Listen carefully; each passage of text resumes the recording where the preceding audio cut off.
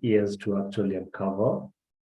So the moment I got to understand how this thing really works, I said I really had to share this knowledge outside there. So it's really a turning point for people who have an open mind. So yesterday, basically we covered what Nelson has talked about. So we were just trying to look at comparing money and mind. And basically we said that the first thing I asked you to do yesterday was to, get your left arm, get inside your mind and remove everything that you have ever learned and place it on your left arm. By that, I meant have a very open mind based on what I'm going to speak to you about. So I expect to continue that today. Then at the end of today, what I'd like you to do is pick what you learned yesterday and today. Then in the evening, while you're just by yourself, take your right arm, remove everything you've had me taught you, place them on the table, and then decide which one makes sense for you. So Nelson, at the end of the class, when I started seeing the questions, people asking me, how much should I save? I don't believe yesterday I talked about saving. I asked you to remove everything you've been taught and place it here. So you're going to see why that is the case, because most of the questions were coming from the assumption that what they've heard already is right. And that is why I was pushing you to please just take some time, remove everything you've had. Let your mind just be blank, and let me take you through everything until the end. Then from there, have a look at those two. And at the end of it, I'm going to share my number. So if you have any questions after today's class, then I'll be more than happy to answer it to you. So today, I want us to look at what I'm referring to as scarcity and abundance. So yesterday was basically the foundation where we scratched the surface. And we started by looking at the Kenyan data, which basically told us that 95% of the employed people end up struggling financially when they retire. Now, do not take that for granted, because we ended up seeing the definition of insanity. And I drew for you the graph to show you how this passes from one generation to the other. You might feel you're safe right now simply because the money is coming in, the cash flow is coming through. But if you do not change the habit, and when I talk about habits, it's something that I'm mentioning, it's been passed on to us for so many years. So you might not know it, but it's something that it's working against you. Remember, I said we are programmed to work for money instead of money working for us. So you might feel you're safe with that paycheck that you get, but the moment you get to that end where retirement comes in is when the reality is going to hit you here. So we talked about the importance of seeing this data and realizing that if we do not change how we do things, then 95% of us are going to end up where our fathers are. So please take that advice on a very serious note. Then I went ahead and, I asked you, who are you? And basically we said we are creators. And we looked at it from a scripture point of view. We said God gave us a tool to create. And that tool, I called it the mind. The way the mind works is like a magnet. If you place ions around the magnet, it attracts that. So your mind is the tool that God gave you and denied all other creation for the purpose of you to create what you choose for yourself. Now, the thoughts that you store inside your mind throughout, the ones that you talk about, that is the creation process. So what you think about, what you speak about, you are igniting the process of creating that thought into your reality. And there's no way God will ever go to come and deny you that free will, because that's the free will he gave you. But understand that the consequences based on what you choose to create for yourself. So the sad reality of what my point was yesterday is, there's a way the mind works, and it's divided in two parts. Now, when Nelson was talking about the subconscious and the subconscious, the part of the mind that is responsible for creating your reality is the subconscious, because it's been accumulated over the years. It becomes something you do naturally without thinking. So when it comes to money matters, what we are saying is, we raise up our children with the belief system that it is wrong to introduce them to this concept. Now, we never sit down to ask yourself, why is it wrong? Who came up with this idea that it's wrong? Did he have good intention for us or bad intentions? And today I'll tell you, they had bad intention for us. They wanted to control our minds. They wanted to control us.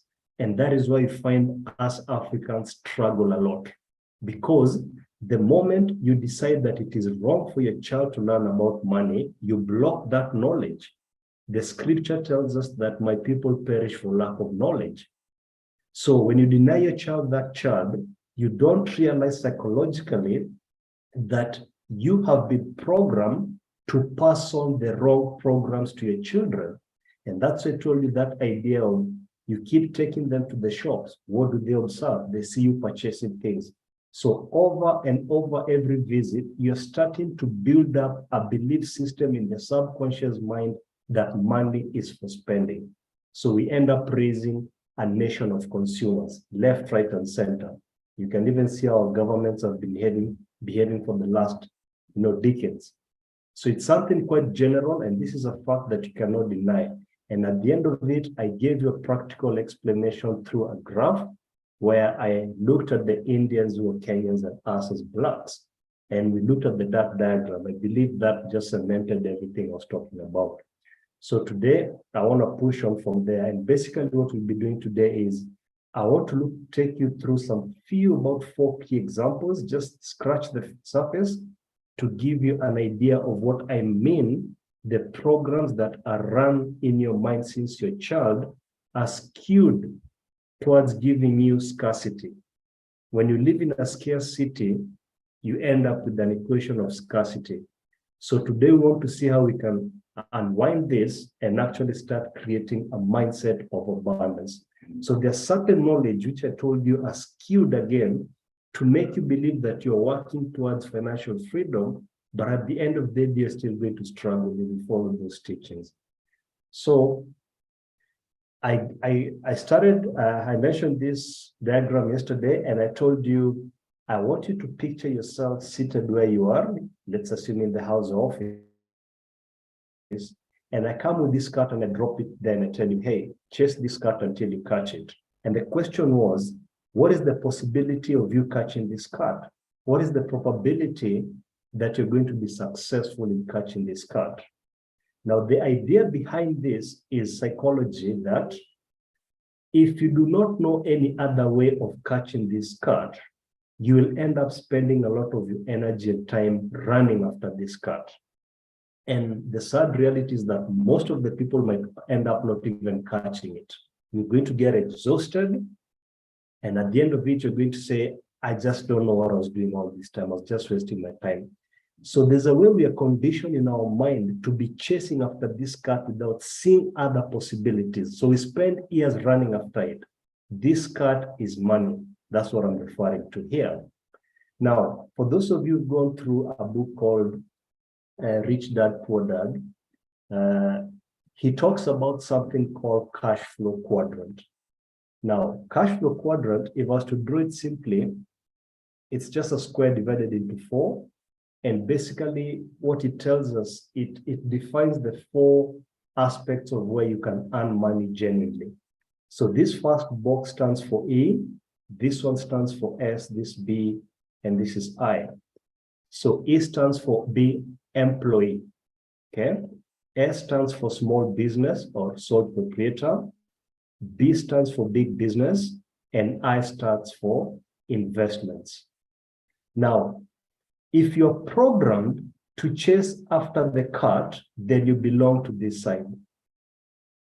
You are the people who are chasing this cart.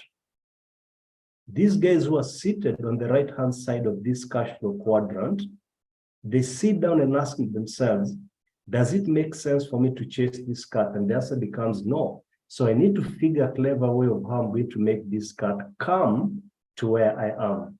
So what can I do? So even before they move, they think. And what they normally come up with ideas like maybe the cart likes fish, milk.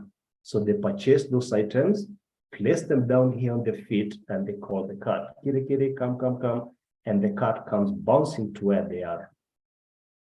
Okay, so this is the main difference between people who are found on the left-hand side and those who are found on the right-hand side. So if you're not aware that you've been programmed to chase after this money, you are going to do that for your life. This is why maybe in the morning when you're going to work, or maybe when you're going for meetings and you pass, let's say, a golf course and you see these guys playing golf there, and you start getting angry, tufanya kazi sangapi, you don't realize it's about the mindset. You have been programmed to be on the left-hand side without your realization. They have learned the art of making money work for them. So they are on the right-hand side. So we say, if you're aiming for financial freedom, it doesn't matter where you're right now. The point is you get to understand where to start. What you need to have in mind is come up with a plan to ensure that one of your legs is on the right-hand side at the minimum, and the other one is on the right-hand side at the minimum. Then come up with a plan whereby maybe in 5 or 10 years, both of your legs are going to be on the right-hand side. Okay? So when you think about this, if you're seated here in employee, it might be very difficult for you to actually be at B. So the only sensible place for you to start in doing is investments. So this is the thinking of the mindset that I want you to start crafting. Okay?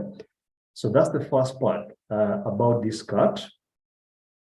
Now, let me move on quickly to the next part, where I want to talk about how our education system actually contributes to us being conditioned the way we are, such that it affects our subconscious mind.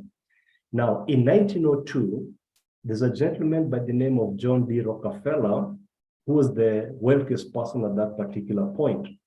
He created this body called the General Body Education Body, and basically instructed them that he did not want a nation of thinkers.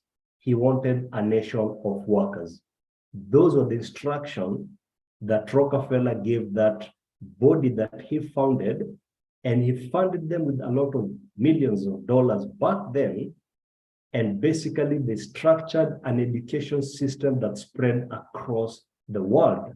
That is exactly what we were raised up with. And most of the parts of the world, that is what raises up us. Now let's look at why I'm saying it's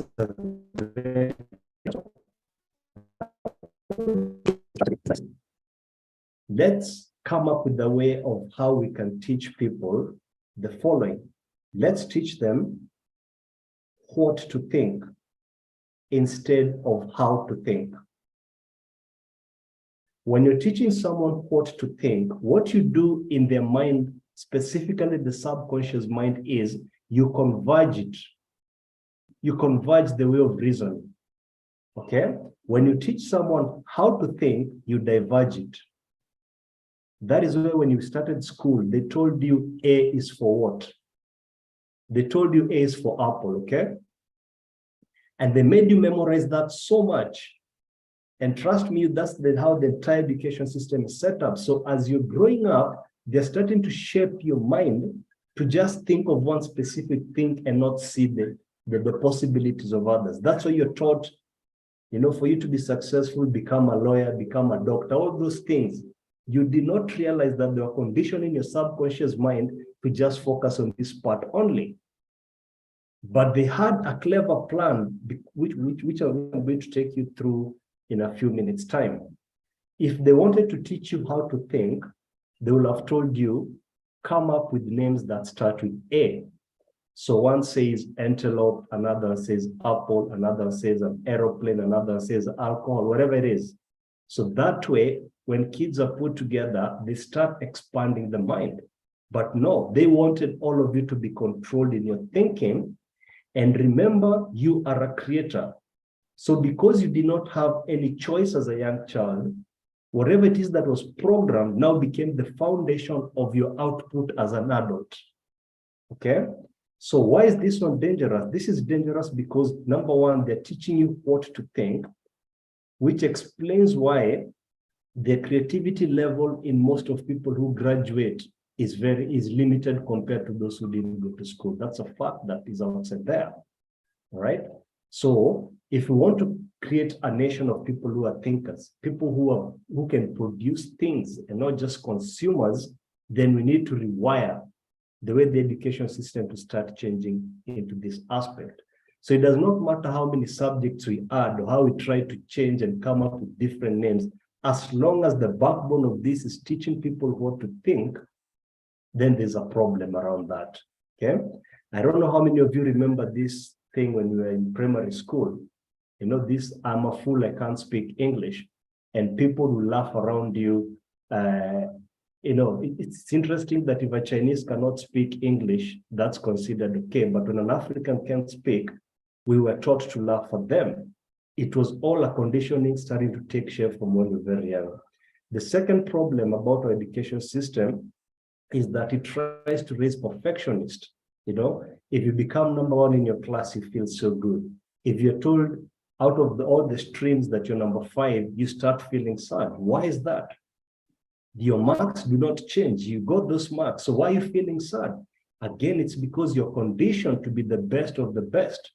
Now, what that does is it creates an environment where people are trying to compete to outdo each other. And this ends up harming us in our adulthood, as you can see many examples around you.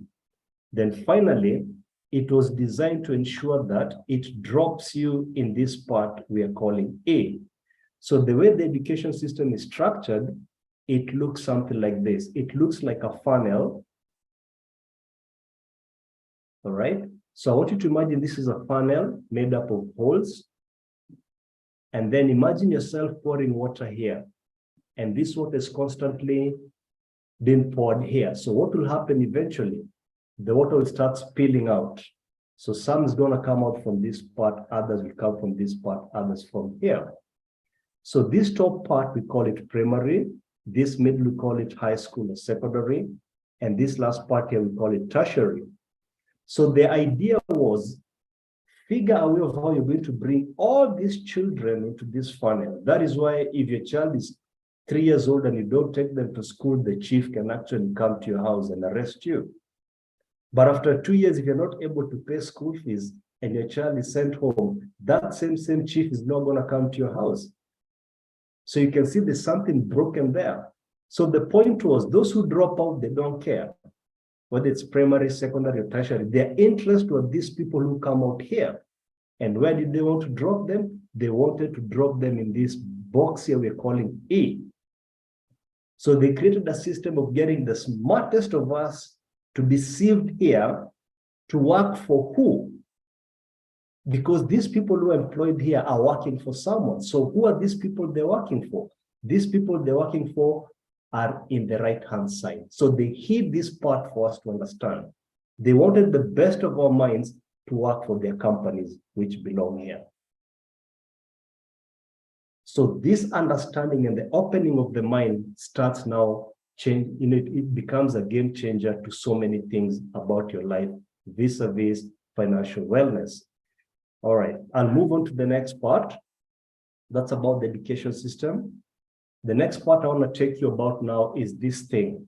And please pay attention now to this one. A lot of people, anytime I talk about, you know, the classes that I teach, this question always comes up: how much should I save? Now, today I want to ask you this question: who told you that saving is the optimal thing that is going to lead to financial freedom? I'm going to give you an example. There's this lady who teaches personal finance and is very well known. And in no way am I trying to criticize what he teaches, because that's the knowledge that he has. But today I want to share something with you. If you go to our website today, you'll find her talking about on the first page about this one of the students who was earning a net of 60,000. And this student managed to save 1 million in 8 years. And this lady is very excited because this student has actually managed to hit a million mark. Now, it sounds good when I talk it to you, but let's now dig deeper into it and ask ourselves, if you started working, let's say on your 20 years and retiring at 60, that's 40 years. So if it's going to take you 8 years to actually save 1 million, that means in those 40 years, you'll end up having 5 million. So at retirement, have you bought land? Have you built a house? I mean, when you factor all those things, how much will you be left to this? And remember, by that time, I have not factored in inflation. So you ask yourself, what is this push about savings that, everyone keeps preaching about savings? Now, here's what I want you to ask yourself. Have you ever heard of any billionaire talk about savings? Ever? Starting with our very own, the late Chris Kirubi. Okay. Hello, Anne, please mute on your end. So the question is, if these billionaires are not talking, Anne, kindly mute on your end. They are not able. So the point becomes, if these billionaires are not talking about savings, why are those who teach in personal finance pushing savings?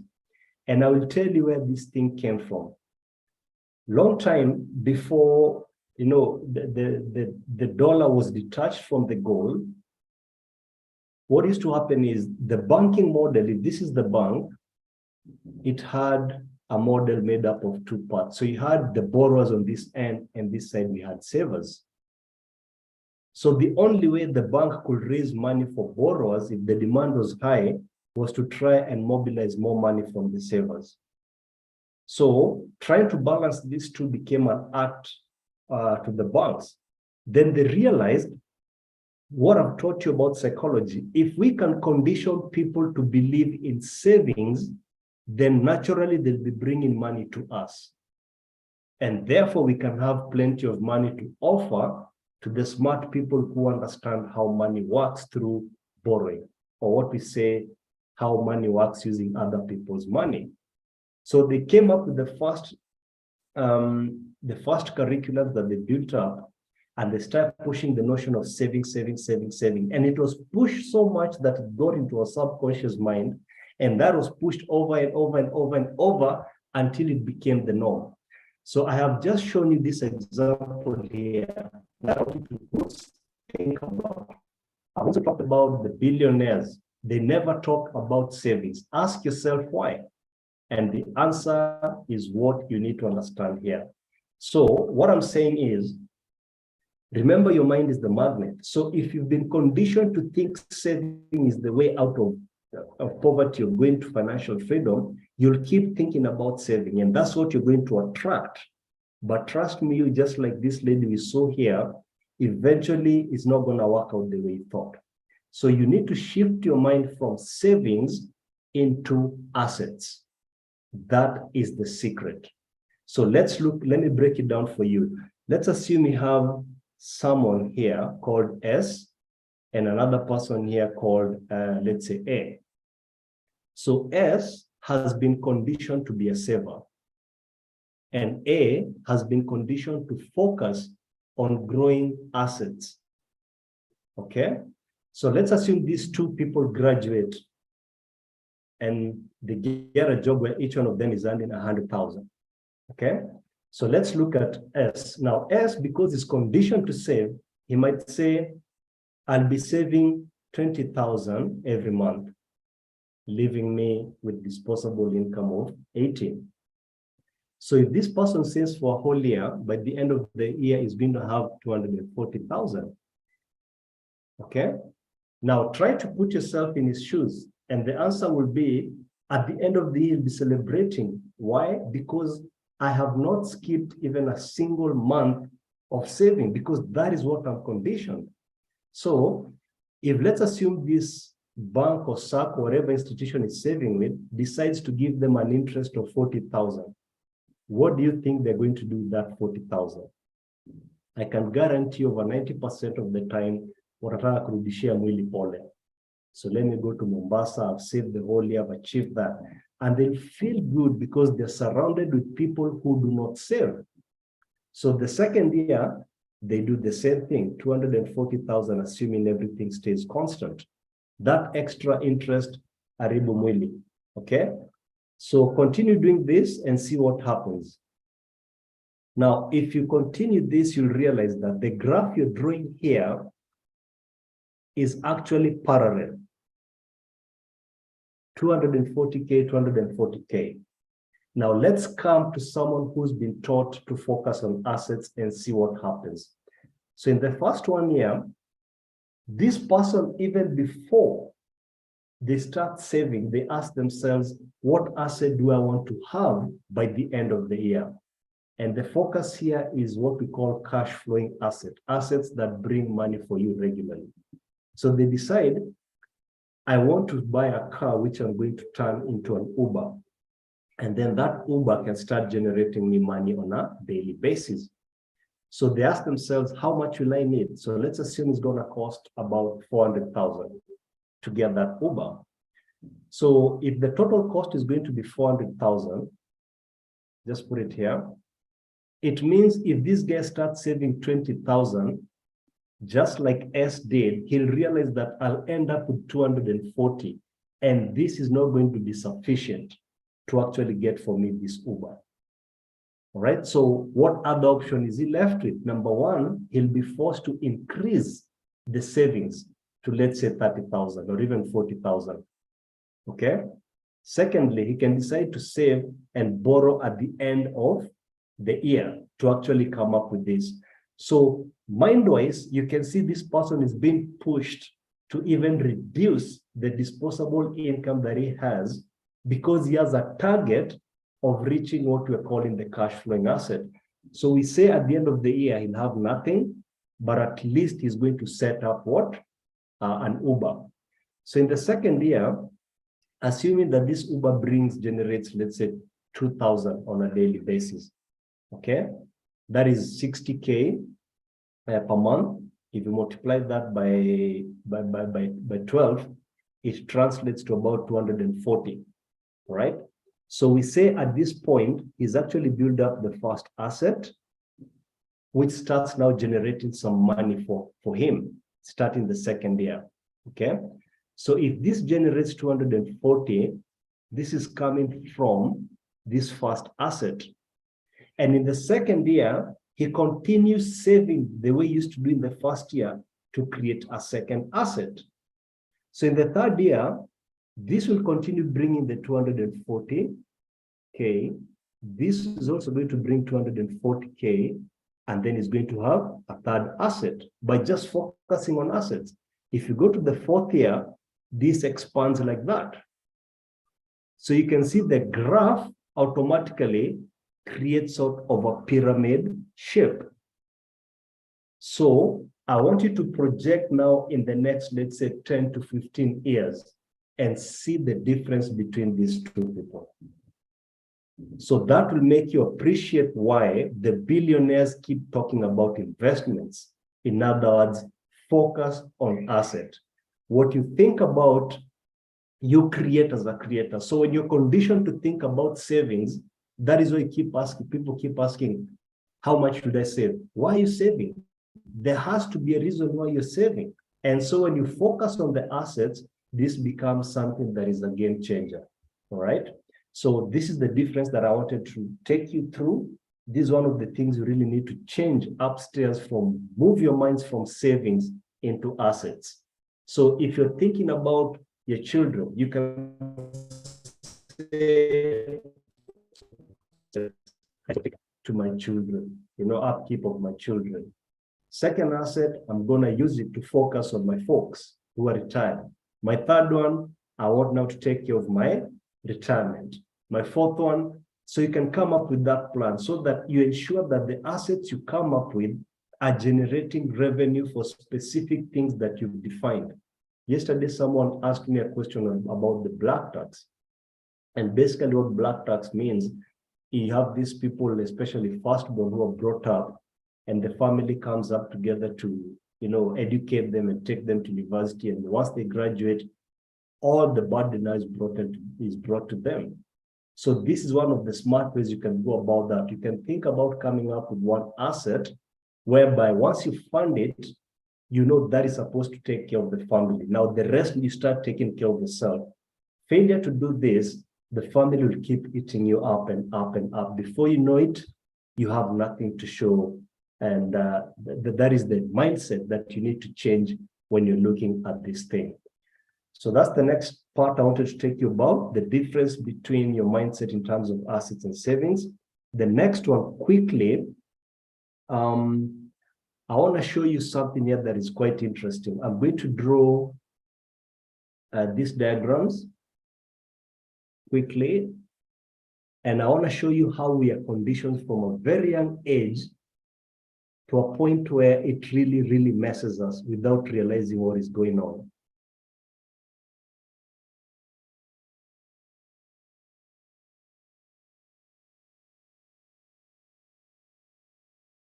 Now, there are three ways of how money flows. And each one of us, whether you like it or not, you have developed a certain character from one of these three since you are a small child, okay? Now, we are going to assume on this end, we have what we call the cash flow quadrant. This is where basically you're getting your money from. So we looked at the 4, and I'm also going to add G to stand for gift, because when you're young as a child, you don't have any source of income. So the money you're getting is coming in form of a gift. Now, what we have here, for those of you accountants, you will realize what I'm talking about here. So there are 5 keywords that we need to familiarize yourself with. The first one is income. The second one is expense. A stands for asset, L stands for liability. And then now we want to see how we are conditioned in terms of developing a character or a habit around how money flows with us, within us, okay? Now, the first one says that money comes from one of these here, okay? It comes as an income and then quickly goes out as an expense. So we call this cash flowing habit 1. That means anytime money comes to you, it exits in, out, okay? The second one, money comes from this point, then it goes to buy liabilities, and then liability starts consuming money from us, cash flowing habits. So take an example of a car. So you get your income, you buy a car. A car is a liability, unless it's an Uber, okay? But a personal car is a liability because it's always consuming money from you. So anytime you're going to fuel, you're taking to the garage, money always comes out of this point of view, okay? So this is the second cash flowing habit that you can develop. And then the last one, money comes from this. Let me put it in red. The first thing that you do is you come and purchase a cash flowing asset or an investment, and that investment starts bringing money here again. So it creates a loop. So these are the 3 ways of how money flows, and each one of us has one of these habits in us. There's no other one. So the question becomes, if you remember what we talked about yesterday, the way we are raised from when we were very young, you know, your child comes and tells you, Mom, Dad, sweetie. You get into your pocket and you realize you have 5 shillings. To you, 5 shillings means nothing. So you give that to your child. Do you think your child understands the difference between 5 shillings and 1,000? To them, money is money. So what you're starting to do without your realization is you give them that 5 shillings and they quickly rush to the shop, in, out. So you have set the first basis, the foundation of the subconscious mind. The second time they ask you for something, you give it to them because to you, that's small change. Not realizing then they can't differentiate a million and that 1 shilling. So what you do by default is you keep emphasizing on that child that money is for consuming, and this becomes their natural habit that you're starting to develop in them. So we said in the first 7 years, this is what happens. After 7 to 23, celebrities come in and start teaching our children what to spend on. So what do they show them? The end successes, big cars and all that. No one and nobody cares to show these children what these celebrities had to go through. So the only thing we expose them is the end result. Someone wrote on the comments yesterday and said, we miss the process, which is so true. The process is we need to take them through where they started, the struggles they went through before they reach the success, so that our children can start appreciating that money is not just something that falls from, trees. It's something you have to put in a lot of work and determination. There's going to be pain points, a lot of it, before you actually emerge out as a victorious. And that's how nature is. No child is born walking. It takes time for them to stabilize. They start holding themselves on the walls, and that keeps going on, and they become strength and all that, until eventually they can walk without even thinking. That's how nature is. No tree is plant. You can't plant a seed and expect it to grow the same day. It takes time. You don't even notice the change.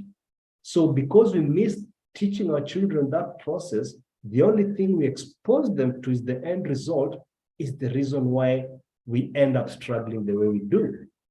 On the contrary, if you look at our Indians counterpart, you can see by them being at the shop, they can see everything that is going on, the good and the bad, the shouting of the customer to the, to the family members, the sales going on, the accounting being done, when things are bad, when this inflation is high, when there's recession. By just sitting there, they're getting exposed to all these things. So it becomes something that is being instilled in their subconscious mind.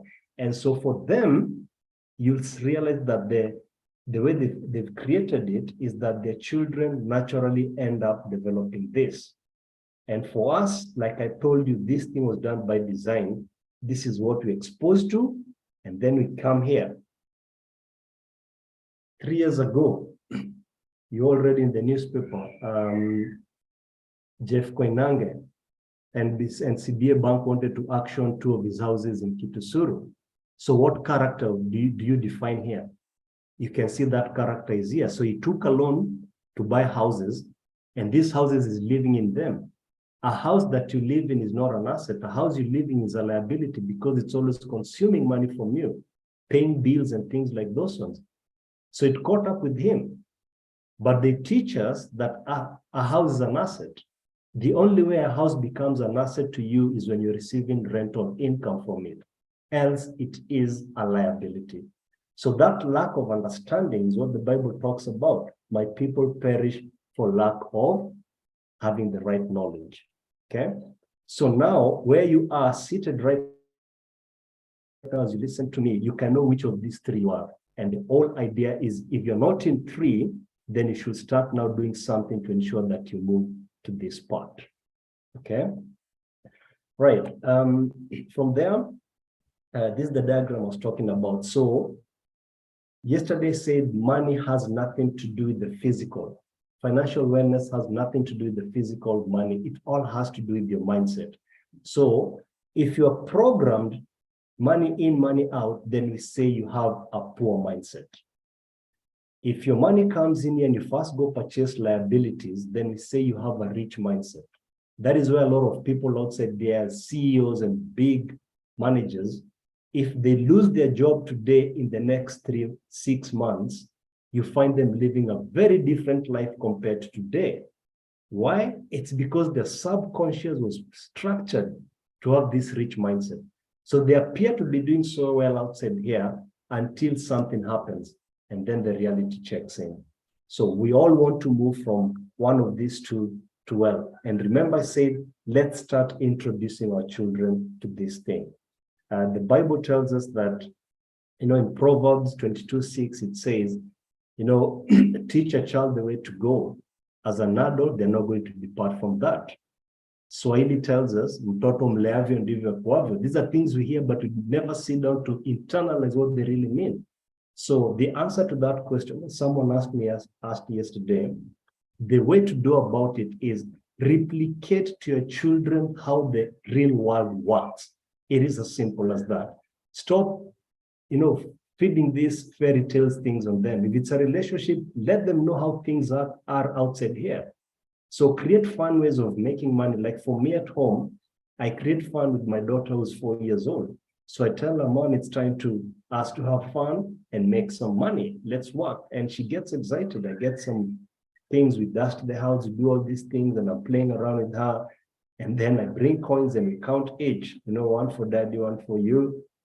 So anytime we're going to the shop, I tell her, you're forgetting something. She carries the piggy bank. So when you go to the shop, she's got to that point now, she knows I'll pick the things I want. Then she takes the piggy bank to the shopkeeper or the cashier, and I've talked to them where we live. So they always draw that money out. Then I go for those coins later on. So the mind I'm building in my daughter is you first have to work, then you have to earn, then you have to save towards something that you want.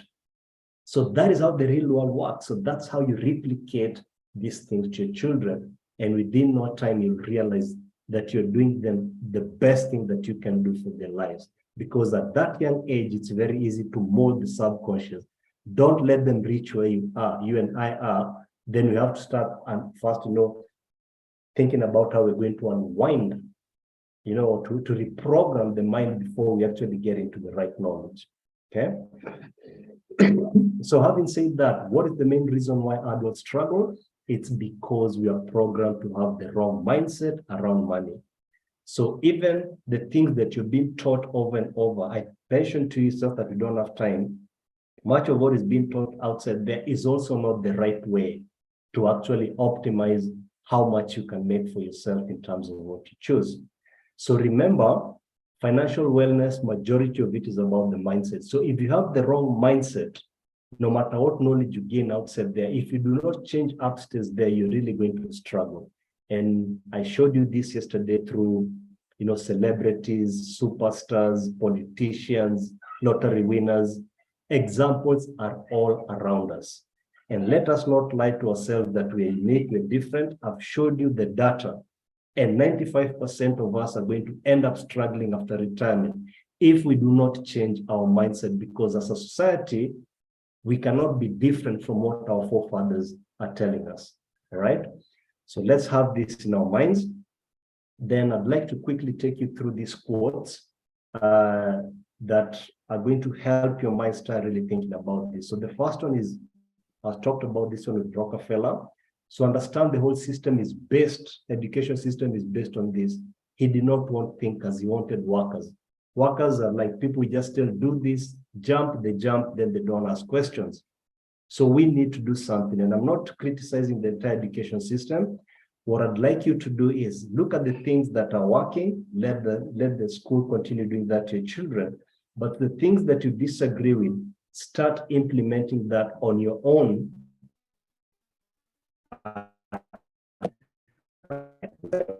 As a man thinks, so is he.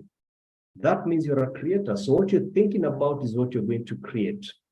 Number 3, insanity is doing the same thing over and over and expecting different results.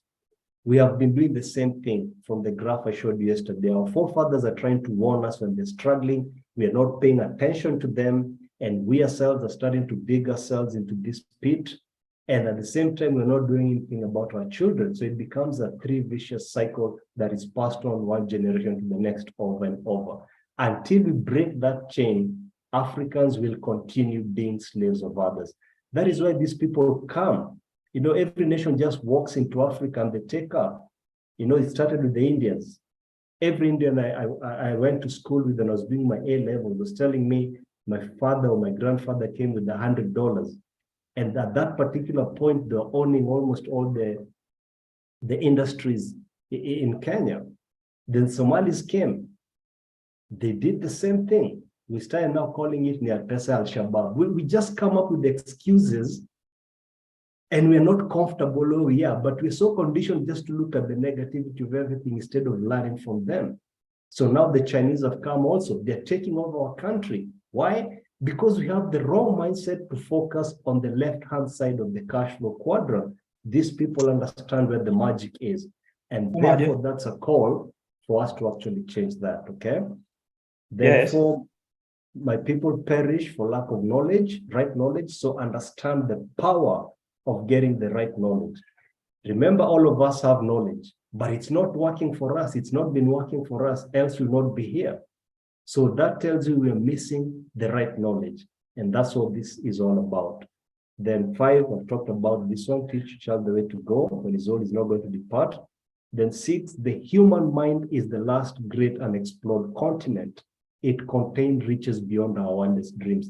If you understand how your mind works and you start practicing the way you can create through reprogramming what is there with what you really want, you're going to see wonders. And I'm telling you, for the last 3 years, the things I've been doing, it's just mind-blowing to see the changes that are occurring. I keep telling people, I have children who've invested in the government bonds as young as 7 years old, and people think I'm lying. And the question becomes, if your 3-year-old child can ask you to buy for them something when you're leaving in the morning, why don't you think they can understand about investments? You have been conditioned to imagine that investments is something so complicated for people who've studied the kind of courses that I've done. But I've come to realize that is not true. It goes back to what the Bible is telling us: teach the child the way to go. If a child can understand the word spending, they can also understand the word investments. It's just how you break it down. And the best way for you to do that is walk them through something that they can get the concept around that. It's as simple as that, right? So in conclusion, when you change the way you look at things, then the things you look at change. So we have to change our mindset for us to actually achieve the desired results that we want. So these are some of the questions that came yesterday. Quickly, is there a way we can reboot our mindset? Yes. Now, I talked about this being the subconscious. How was it built? It was built one by one over the years. So for you to change it, it means you have to actually bring it down again, one by one, as you're building this new foundation. So keep thinking, keep acting, keep doing things that are going to contradict what the subconscious is doing over and over. Persistent will always pay, because eventually you're going to bring down this subconscious mind with the new belief. And the beauty about this one is once you do this, you don't have to think about it anymore. It will be something that you do naturally. I've talked about how we support our children. How should I save? Now, I believe this answer is quite straightforward to you. Why are you saving? Why do you want to do that? And you see, to actually prove to you my point, I don't know how many of you know how much banks are currently paying for any savings that you take to their banks there. And I'm going to share that information with you. It's right here. Can you see this? Commercial banks weighted average rate. Okay. For deposits, they're giving 6.5% return annually. For a savings account, current account, they're giving 2.48 only. So in your condition to save, you'll just be taking money without realizing how much interest are you making. And for you to be wise, when you want to get some good returns of money, when you're putting your money in any investments, you should always subtract something called inflation. Then that is going to give you what your real return really is. So let's look at what inflation currently is. If the bank is giving you 2.48, look at what the inflation is. Here's the inflation, 9.23. So if the bank is giving you 2 point something and the inflation is 9 point something, it means your money is being eroded with a total of about 7%. So you're losing. And this is the importance of focusing on assets. You can never go wrong with that shift of the mind. Okay. We talked about the process. I've also talked about the tax. Okay. So for those of you who might be interested in, getting to understand the kind of programs we run, whether it's at individual level or whether your HR would like to see your employees empowered with these things, we run these things, you can just contact Nelson and we'll be happy to partner with you to empower your employees. So with that, because of time, I'll have to end my presentation at that particular point. I'm happy to take any questions that you might have. Thank you. Over to you, Nelson.